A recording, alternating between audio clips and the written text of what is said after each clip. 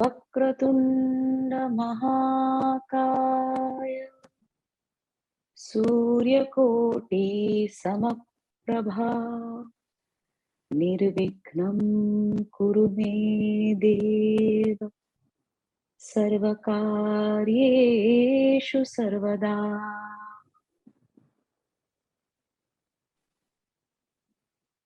गुरुर्ब्रह्मा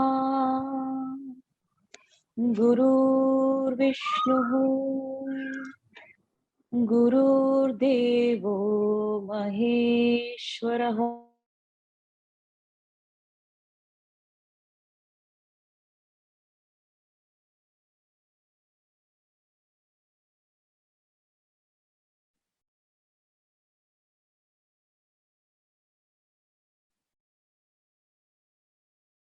I'm going to repeat the Guru Stotra. गुरुर्ब्रह्मा गुरुर्विष्णुः गुरुर्देवो महेश्वरः गुरु साक्षात् परं ब्रह्मा तस्मै श्री गुरवे नमः। तस्मै श्री गुरवे नमः। तस्मै श्री गुरवे नमः।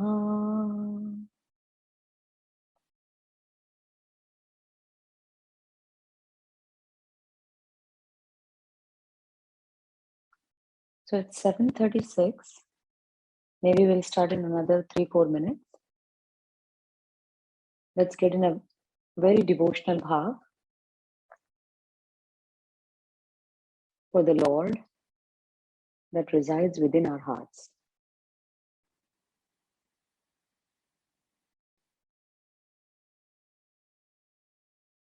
The presence of the Guru without directs us to the presence of the Guru within.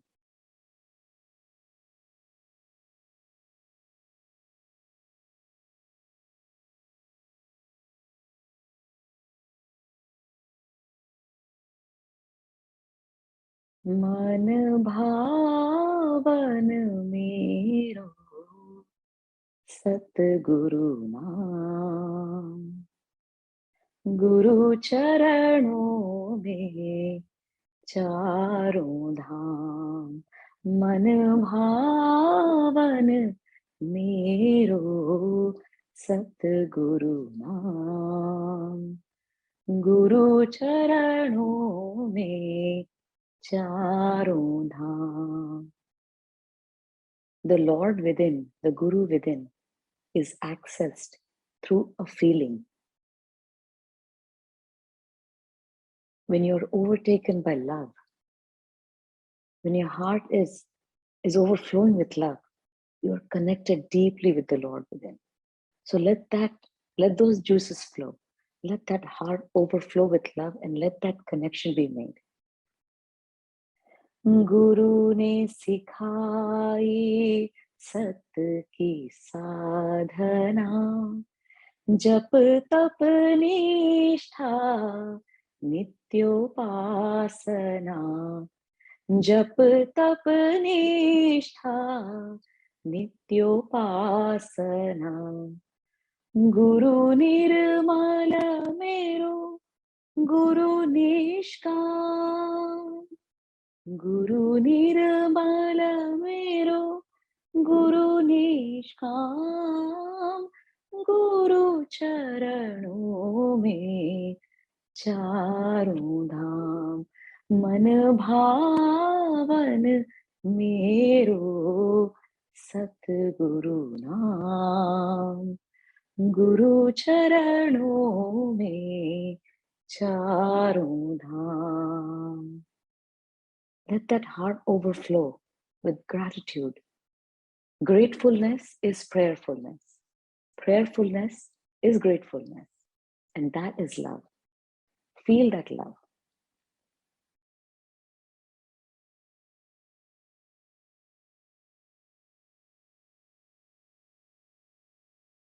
यह श्रुति वेद कहता, गुरु बिना ज्ञान कैसा। यह श्रुति वेद कहता, गुरु बिना ज्ञान कैसा। ज्ञान बिना मुक्ति कैसी आवे तेरे ध्यान में। गुरु ब्रह्म रूप जानो, शिव का स्वरूप मानो। गुरु ब्रह्म रूप जानो, शिव का स्वरूप मानो। When you fall in love with the Guru, outside Guru, he invokes the love within. And every time you're overtaken by that love, you're establishing that connection. To be in love is to be one with the Guru, because the Guru within is accessed through feeling. That's why in Bhagavad Gita, Swamiji says, Sangeet, he talks about music and dance being the quickest way for self-realization. He says that because that opens up your heart. So take a moment to feel that love, that gratitude that's overflowing. And that feeling of gratitude is prayer. When you look around, when you look within, and you feel nothing but gratitude for everything he has given, for everything he has made available. Even before the time we knew of him, he has been there. The presence of the Guru has been there within.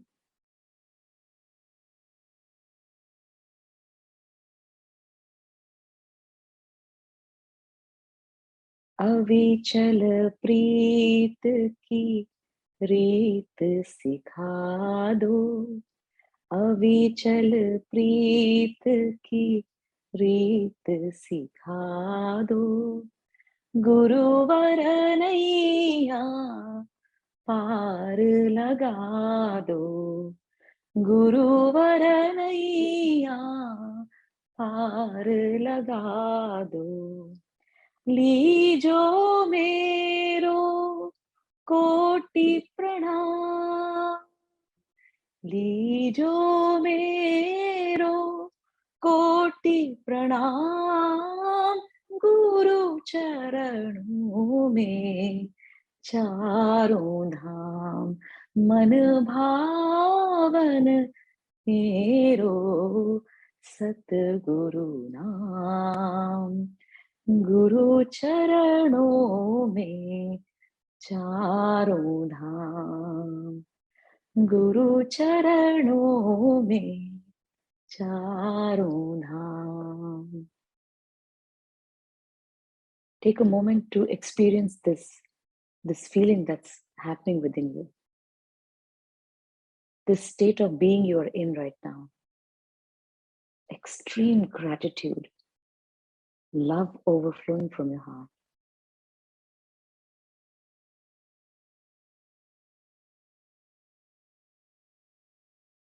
And that smile that comes to your lips automatically.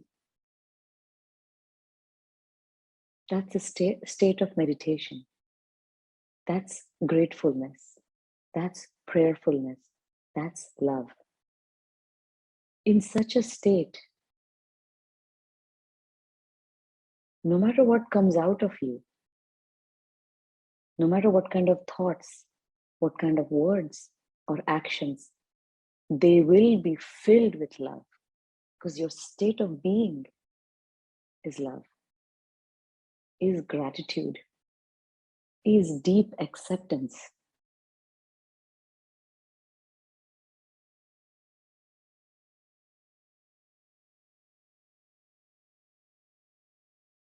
So in the next few days, as an experiment, try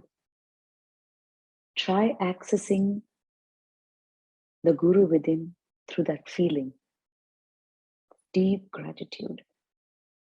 deep love. Connect multiple times during the day with music or no music. The Guru within is accessed through feeling, because feeling is an intensified thought. Like Swamiji says, bhav mein bhavna to koi nahi sambhavna. And that bhav is that deep feeling of gratitude, of love, of acceptance, of being accepted.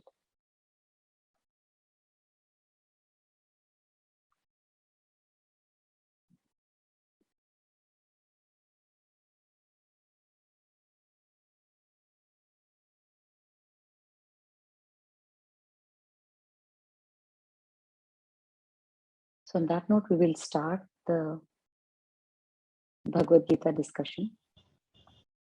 Because without that feeling, it's going to be very hard to enter into that devotional mood, devotional state, to understand Lord Krishna's teachings.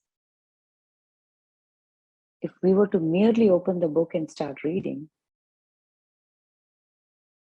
we would never understand. It's dry intellectual knowledge.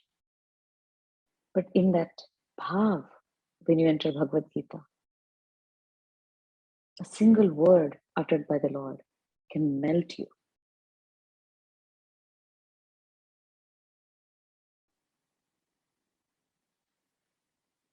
So we started off with the first chapter. And we saw how Arjun gave a discourse to Lord Krishna based on all of the things he knew already, that he had acquired in his life through intellectual study, through watching others, through listening to his elders. So it basically shows how we get conditioned in our views. Whatever we utter, however we think, and however we act is deeply conditioned by what we are given through our parents, kith and kin, friends, society, schooling, education. Everything that Arjuna had acquired, he uttered it out to Lord. And he was like, from all of his knowledge.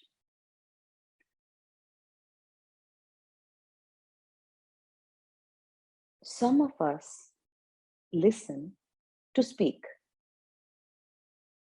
Very few of us can listen to understand. We are very quick in judging others based on their thoughts, their actions, their words. But we don't try to understand the source of where this could be coming from, because we have never understood ourselves. We are very quick in judging our own actions and feeling guilty, saying, oh my God, I can't believe I did that. We're very quick. But do we ever understand where that could be coming from within me? And as Ramana Maharishi says, the one who understands himself understands others. We're all very similar. Conditioning may be different. So Lord Krishna heard Arjun. He let him speak. He didn't interrupt. He said, you let it out of your system. Tell me all the knowledge you have. Give it to me. Of course, the Lord doesn't have to listen to understand. He can just look at him and know the whole story. But, it's a great message for all of us. We're very quick to stop the other person and to speak. We have to listen to understand. So Lord Krishna understood from Arjun's discourse, he understood Arjun's state of being. I'm not just talking state of mind. State of mind is nothing but the byproduct of your state of being. Like we talked about in that, when I was singing the bhajan, we all went into a very devotional, a very grateful mood, right? We were all in a prayerful mood. The kind of thoughts, the kind of words you utter from that mood are going to be very different compared to how one may utter words when he's not in that mood. So Lord Krishna observed his state of being. He observed a couple of things. He saw how Arjuna was judging his actions. Arjun was judging his abilities. Arjun was judging the outside situation. And from listening to Arjun's perception, Lord Krishna understood his state of being. So it's like, that was the first thing. Second is, when a child, let's say, breaks a toy and comes crying to the parent doesn't start crying with the child. That's not compassion. That's not empathy. Of course, the parent will bring the child closer, caress him, love him, and say, it's okay, I'll get you another one. It's not a big deal. The child doesn't get it. But the parent doesn't start crying with the child. So that's what Lord Krishna did. He didn't misdirect his compassion and say, oh, Arjuna, I understand. You're right. How can you kill your own grandparents and teachers and brothers? And he didn't say that. When Arjun came crying to him, saying, I can't fight anymore, the very first things Lord Krishna said is, what's wrong with you? The one thing you have known all your life, Arjun, is to fight. From the moment you took charge of your senses, the only thing that you have honed, the only skill you know, is to fight. And you want to give up that very thing that you know really well? What a waste of existence. So we are all born with unique abilities. Some of us have trained ourselves in one or the other areas. We have to take that skill and we have to serve the creation with that skill. Establish dharma with that skill. Establish dharma, I don't want to say righteousness, establish dharma with that skill. Whatever that skill may be, that is for us to identify. So Lord Krishna reminded him, he did not misdirect his compassion and say, it's okay, I understand. He said, that's one skill you're born with. That's one skill you have honed all your life. It's time to use that skill to establish dharma. What are you doing, Arjun? Why are you backing off at this moment?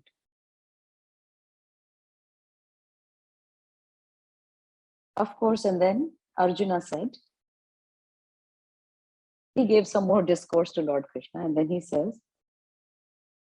I am completely overtaken by Karpanya dosh.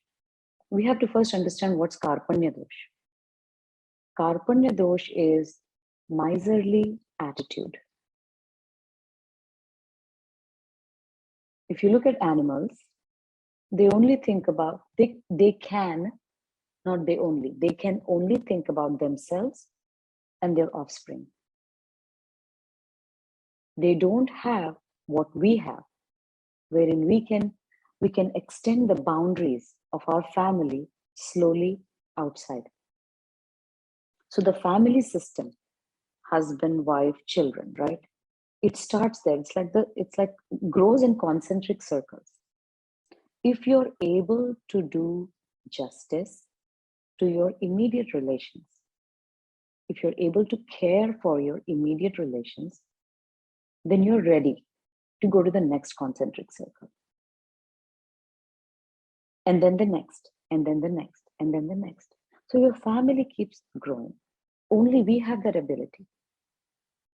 So Arjuna is saying, oh Lord, you want me to establish dharma by getting into a fight with my own kith and kin. But I am overtaken by Karpanya dosh. I'm only able to look at this first concentric circle. I'm not able to go beyond that. Help me. I understand what you're telling me to do, but I'm completely overtaken by Karpanya dosh. I'm not able to go beyond the confines of my own kith and kin. I can't see past it. Help me. So you see,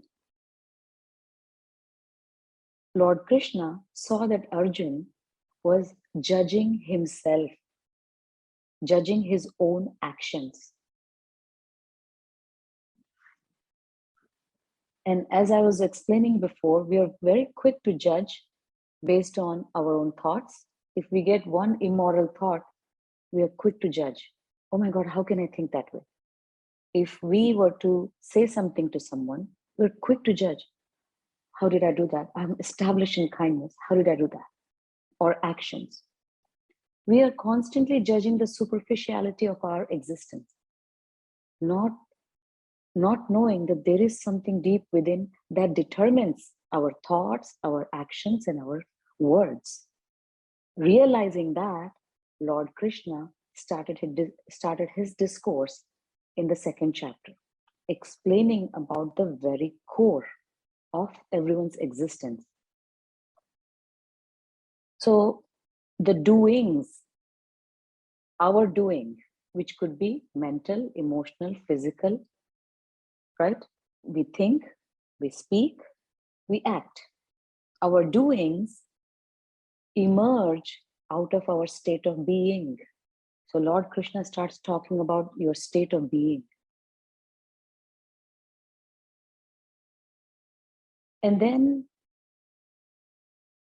before a person is eligible or ready to get a glimpse of their true nature, they have to first do some preparatory work.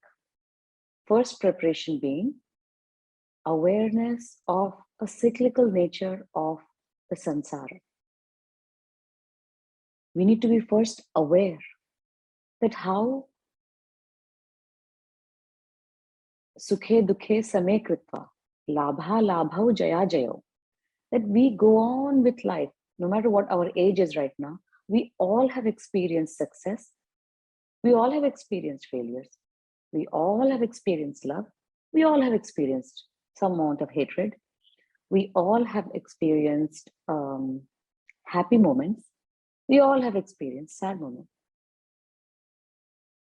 So he says, the very first qualification to get a glimpse of your true nature is awareness of the cyclical nature of the world, of the samsara. That's why it's called the wheel. Today you might be feeling grateful, in a state of gratitude, deep in bhav. Tomorrow you'll be out of the bhav. And tomorrow you might feel anger or hatred towards someone. Then again, you might feel some gratitude. You might watch a video of Swamiji. Again, you're back in gratitude. Again, you might feel differently about someone. You might have some amount of success in whatever you're doing. Tomorrow you'll experience some failure. This cycle keeps going. You wake up one day feeling on top of the world, energetic, just in a really good mood. 3 days later, you might wake up feeling listless. Then again, 2 days later, you might feel on top of the world. It's a cycle. We all know that. We refuse to be aware of it.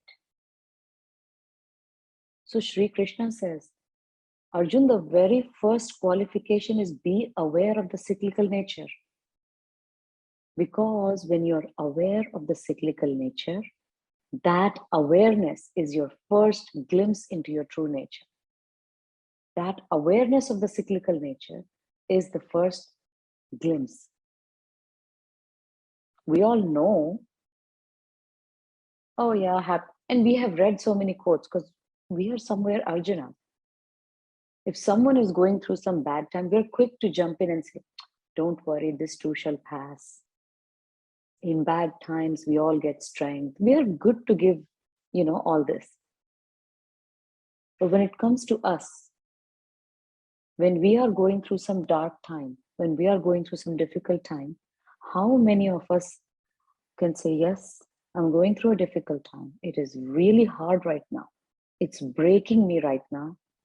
But I know this too shall pass, because in the past, Also, I have gone through times like this and they have passed. It's okay. I am aware. How many of us are able to muster even a little bit of equanimity at that time? So Lord Krishna says, Arjun, the very first qualification is awareness. The more you are aware, the more deeply you are aware of how even the tiniest things happen in a cyclical manner. Night is followed by day. Sunrise is followed by sunset. Today you have this, tomorrow you may not have that. But in the past, this has happened. You've had that and it has been taken away. Sometimes your bank balance is up. We've all experienced it. So the next few days, just be aware that yes, today I'm feeling on top of this world. I'm feeling so energetic, so great. Tomorrow I might not, which is okay. We don't even have to worry about tomorrow. Today I'm feeling great. Okay, this too shall pass. No big deal. Doesn't mean we have to live in a depressed state of mind saying, all this doesn't matter. If you're joyous, feel joyous. If you're sad, it's okay. I have been sad before. It's not the end of the world. I have lived all these years. It comes and goes. So Lord Krishna says, Arjun, when you start becoming aware, that awareness is your first glimpse into your true nature. That awareness then prepares you for being equanimous. When you are equanimous, sukhe dukhe same kritva labha labha jaya jayo. When you are equanimous, mostly, like Swamiji uses this word mostly. When you're mostly equanimous, it's hard to be equanimous. When you're going through rough times, you alone know how rough it is. But know that you have been in those shoes before also, and it has passed. Everything passes. So equanimity will prepare us. It is the first step towards knowing the true nature. Then we have to understand, okay, now I'm aware of the cyclical nature. I'm trying to be equanimous. Now give me the true nature. That's where bhakti comes into picture. Devotion. The Lord will reveal himself. Divine Mother will reveal herself on her own sweet will. We can just prepare ourselves, and preparation, as Lord Krishna says, become aware of the cyclical nature, try to be equanimous. And the Lord will start revealing himself, because you're doing this out of love.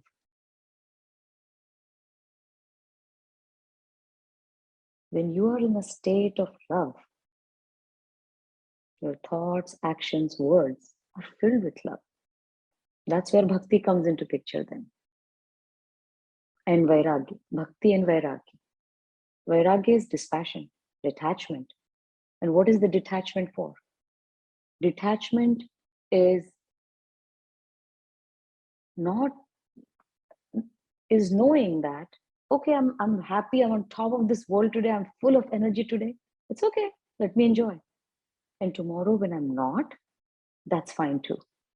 Because just last week, I had this moment. I was not full of energy. No big deal. I'm back to being full of energy. So bhakti, Lord, reveal thyself to me. Divine Mother, reveal thyself to me. Bhakti. Vairagya, with my own willpower that you have given me, I will try to be equanimous. I will try to be aware.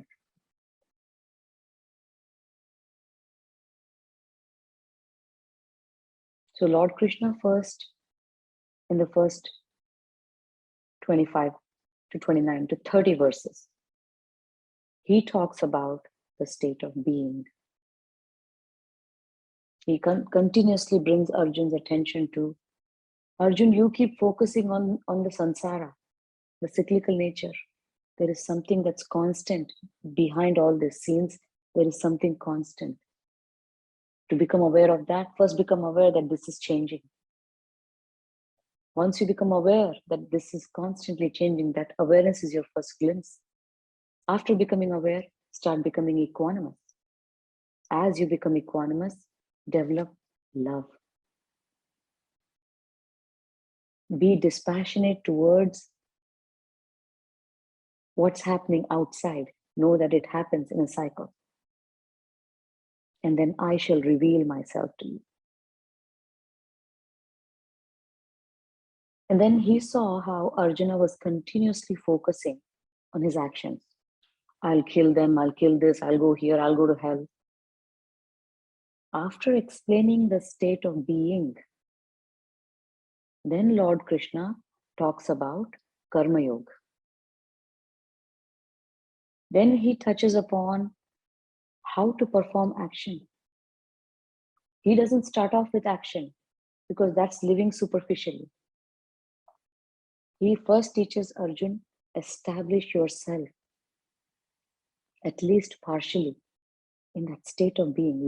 Let your state of being be full of gratitude, be full of love. Let you establish yourself in your true nature.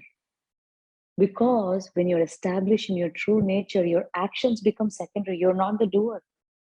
Your actions happen out of joy. Right after this satsang, you'll all be filled with love, gratitude, a devotional mood. Imagine no matter what work you do after this, what kind of state of mind will you be in? We will not perform any action after this knowing what's coming, what's the fruit of action, because we are all constantly worried. Should I not be attached to fruits of action? Should I work without expecting any pay? No. Lord Krishna is saying, Arjun, work on your state of mind. State of being. Work on your state of being. Establish yourself in that joy that constantly flows within. In that joy, no matter what you do, is Karma Yoga. Because your action is happening in yoga, becoming one with me. That's a prayer, right, for Divine Mother. Prataruthaya sayahnam sayahnat pratarevatu yat karomi jaganmatah tadeva tava pujanam. Tadeva tava pujanam. When you're established in the love for Divine Mother, in that love, work happens, singing happens, dance happens, gratitude happens, meditation happens, forgiveness happens, acceptance happens. From being, doing happens. So shift your focus from doing to being. Instead of trying to act in a kind manner, become kindness.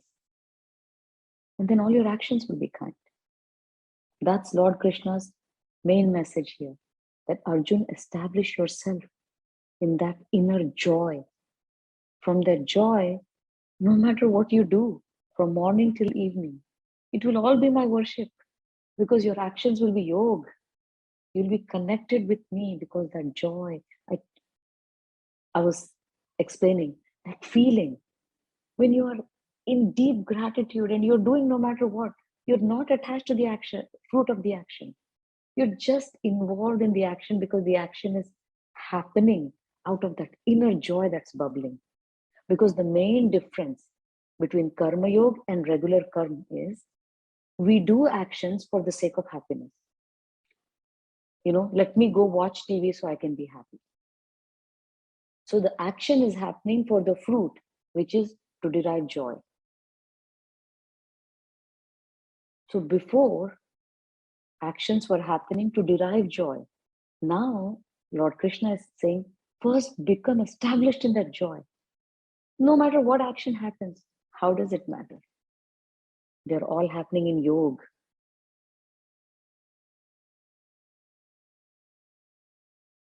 And that's what a sthita prajna is.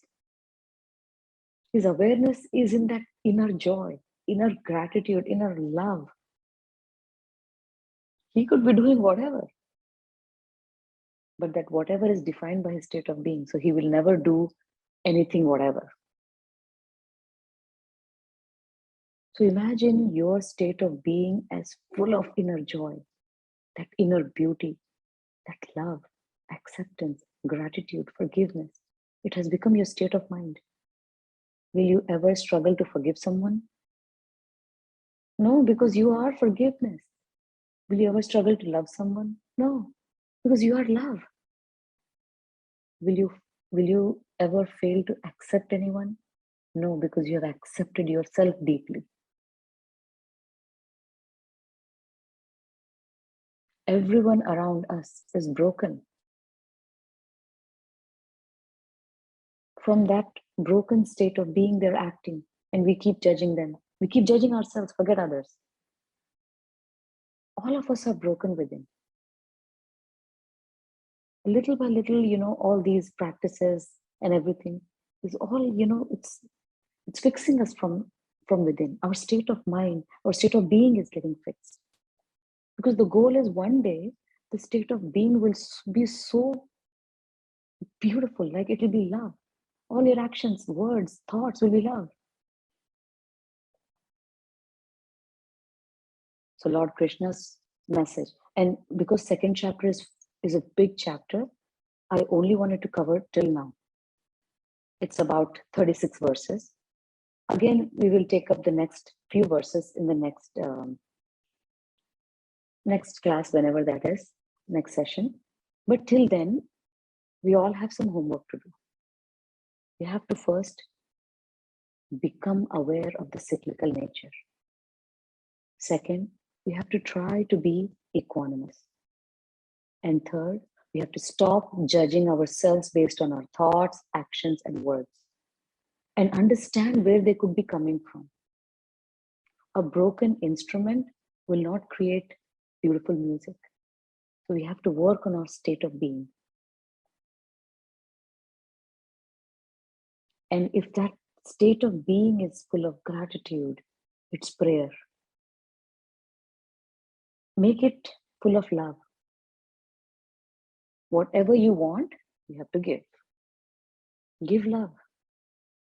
You'll become love. Because for it to go through you, for it to come out of you, it has to go through you. So focus on state of being. And if you stop judging yourself, judging others is out of equation. We are so quick to judge ourselves. We don't realize we are all broken. So let us try to work on our state of being. Just a deep feeling of love, acceptance, gratitude, many, many times during the day. That's why we fall in love with the outside guru, so that the love becomes our state of being. Compassion becomes our nature.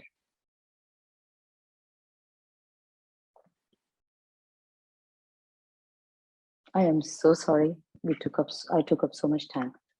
So I will end my talk here. Please go ahead and continue the discussion. Om Swami, Om Swami, Om Swami.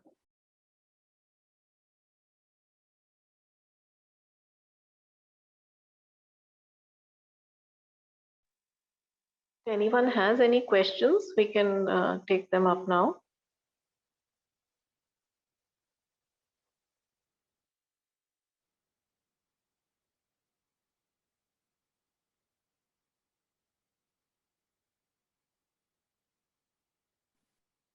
Everyone is so silent.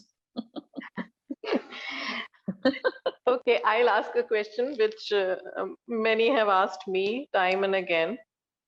And Arjun had asked Krishna, further going on, a little verses ahead of what we've just discussed. He says that controlling the mind and bringing it back to the state of being in love and peace and being equanimous is much more difficult than even taming the wind. So, how do we go about it? Now, Anu has done a whole series on it. It's called The Mind and Divine, because this is something that cannot be answered in a few lines, but it can be done with just a minute of being centered. So I'll request everybody in the group to go through this series one more time, and maybe many more times, because every time I feel I'm going off track, I just go back, listen to it. It is not about who is saying it. It is about, having a tool in hand that helps you just get back to your own center, because that center is from where springs all the love that we talk about, our true nature that we talk about. And we tend to keep deviating from it, which is the very nature of the mind getting affected by everything that happens around us, just like it was happening for Arjun. So this is something I wanted to request. If other than this somebody wants to have a discussion on something else, can please unmute yourself and uh, feel free to talk.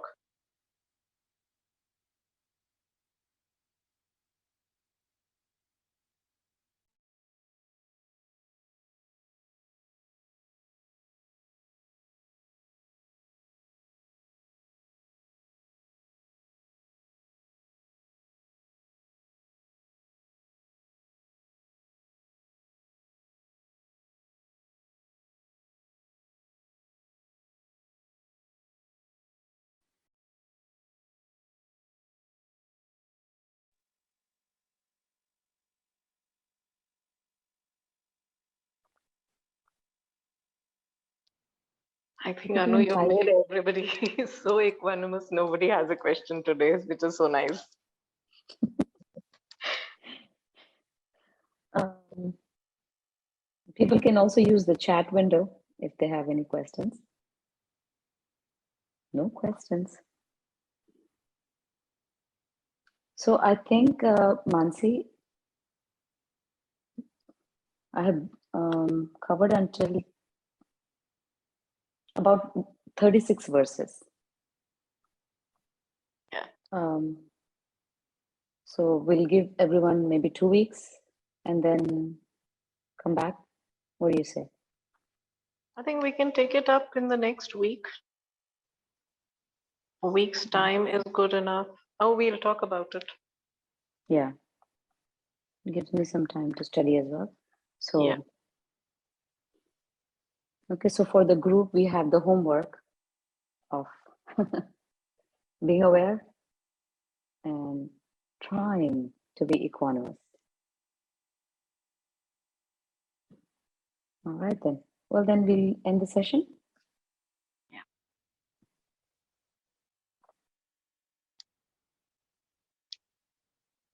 Kundali Kumari Kutile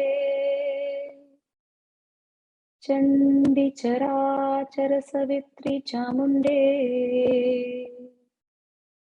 Gunini Guharini Guhye Gurumurte Tvam Namami Kamakshi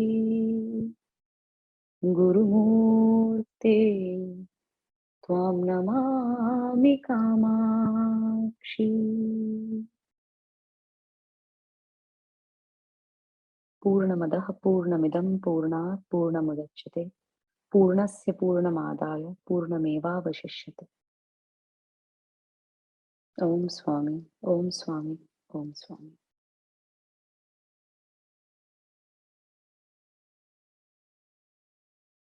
Well, we have a question here.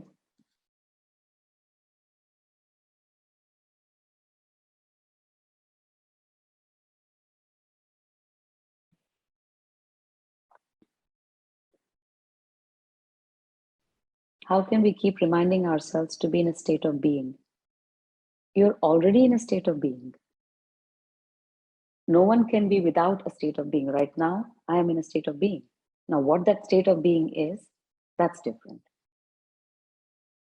So we are always in a state of being. We are talking about the quality of that state of being. If you are in, like Swamiji says, the quickest antidote to sadness is gratitude. So sadness is a state of being. When you are overtaken by grief, that is your state of being, sadness. Gratitude is a state of being. Forgiveness is a state of being. Love is a state of being. Since we are all working towards developing or cultivating a state of being which is love all the time, or at least, as Swamiji says, most of the time, our job is to first become aware, what state am I in right now? How am I feeling? What am I thinking?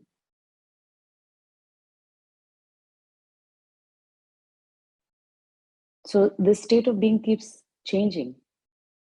It keeps changing because we are constantly in the superficial zone, what's happening outside. So outside happenings have an impact on my state of being right now. Our goal is to know that the outside happenings happen in a cyclical manner. Today this, tomorrow that, day after tomorrow this, and then after that this. So first I become aware that, okay, outside things keep changing. I don't need to continuously let that outside affect me.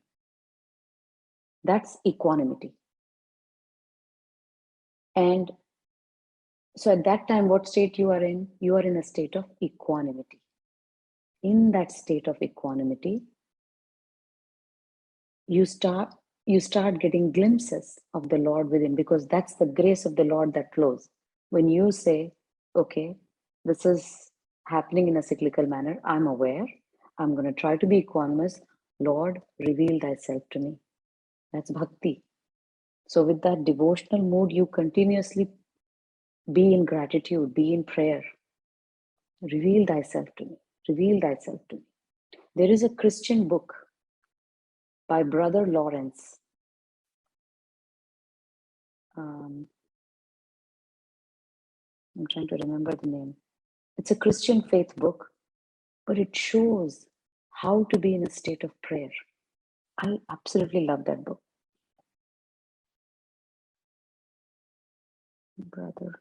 The Practice of the Presence of God by Brother Lawrence.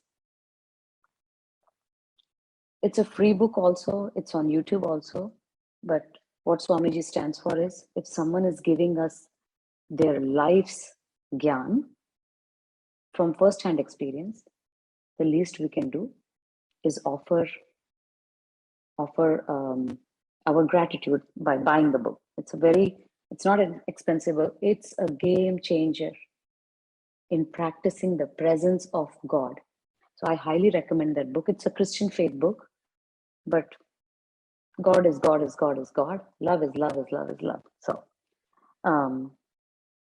it will help you understand how you can be connected all day, how you approach the Lord. Let me see if I have some quotes.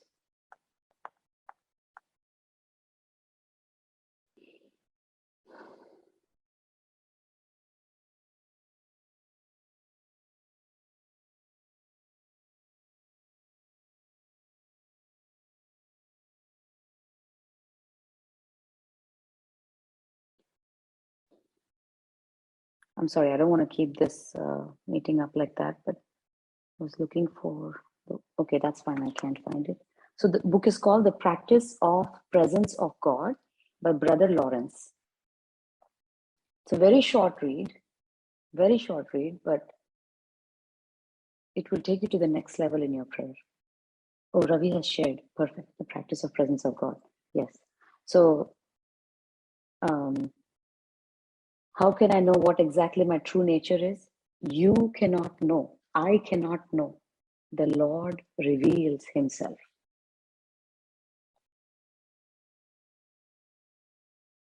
That's all. We are all in a state of being all the time. We go through different. Our goal is to know equanimous state.